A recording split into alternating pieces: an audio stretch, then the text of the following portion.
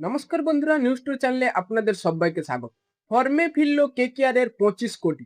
কারণ Cameron green 2027 সালের জন্য একটা বাদ পড়বে এই আপডেটটা এসেছিল, কিন্তু এবার দুর্দান্ত ফর্মে রয়েছে। 104 রান করছে সেই টেস্ট ম্যাচে, সেই অস্ট্রেলিয়া বনাম বাংলাদেশ যে টেস্ট ম্যাচ চলছে। যাই হোক, অস্ট্রেলিয়া তারা ঘরের মাঠে হারছে, বাংলাদেশ তারা এসে হারাচ্ছে, এটা লজ্জাজনক হার। কিন্তু কেকেআর এর যে 25 কোটির ক্যামেরন গ্রিন তিনি ফর্মে রয়েছে। এবার কেকেআর কে ভাবাচ্ছে যে ক্যামেরন গ্রিনকে কি তাহলে 2027 সালের জন্য বাদ দেওয়া হবে। কারণ ক্যামেরন গ্রিন যদি কেকেআর থেকে চলে যায়, এবার হার্দিক পান্ড্যা যদি না আসে, কেকেআর এ বড় সমস্যা হবে। কারণ কেকেআর এর একটা অলরাউন্ডারের প্রয়োজন রয়েছে। যদি বোলিং অ্যাটাক পার্ট টাইমার যেসব বোলাররা রয়েছে তারা যদি মার খায়, সেখানে অলরাউন্ডার দিয়ে বোলিং করানো যাবে। তাই এই যে বোলিং ব্যাকআপটা থাকবে অলরাউন্ডারের পেছনে, তাই সেখানে হার্দিক পান্ডেও যদি আসে আমি বলবো আরো ভালো হবে। কারণ কেকেআর দুটো বোলিং অ্যাটাক পেয়ে যাবে, আলাদা অ্যাডভান্টেজ থাকবে। ফাস্ট বোলার এবং দুজনেই দুর্দান্ত বোলিং ব্যাটিং সবকিছুই করতে পারবে।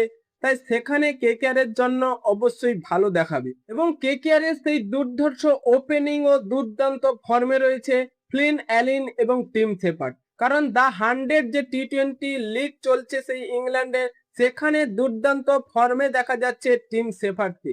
কারণ তিনি যা ফর্ম দেখাচ্ছে, এবং কেকেআর কে এবার ভাবাচ্ছে যে ওপেনিং সেই ফ্লিন অ্যালিন কি টিম শেফার্ড না সার্থক রঞ্জন। কারণ সার্থক রঞ্জন ঘরোয়া ক্রিকেটে তিনি দুর্দান্ত পারফরমেন্স করছে, প্রত্যেক ম্যাচে 50-র ওপরে রান রাখছে। সেখানেও কেকেআর ভাই ওপেনিং নিয়েও বড় চিন্তিত, কারণ কাকে খেলাবে কাকে বসাবে। তাই সব ক্রিকেটার এবার 2027 সালের জন্য কেকেআর এর ভালো প্রদর্শন দেখাচ্ছে। তাই কেকেআর এর শুধু প্রয়োজন রয়েছে ভাই একটা ক্যাপ্টেন। যদি ক্যাপ্টেন এসে যায় বা ক্যাপ্টেনকে যদি কেকেআর পেয়ে যায়, তাহলে 2027 সালে এবার ধামাকা কিছু করতে চলেছে।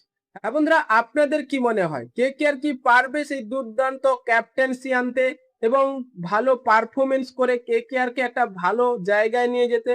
তাই এখনই আপনাদের মতামত কমেন্ট বক্সে লিখে জানিয়ে দিন এবং চ্যানেলটি সাবস্ক্রাইব করে আমাদের পাশেই থাকুন। ভিডিওটি শেষ পর্যন্ত দেখার জন্য আপনাকে অসংখ্য ধন্যবাদ।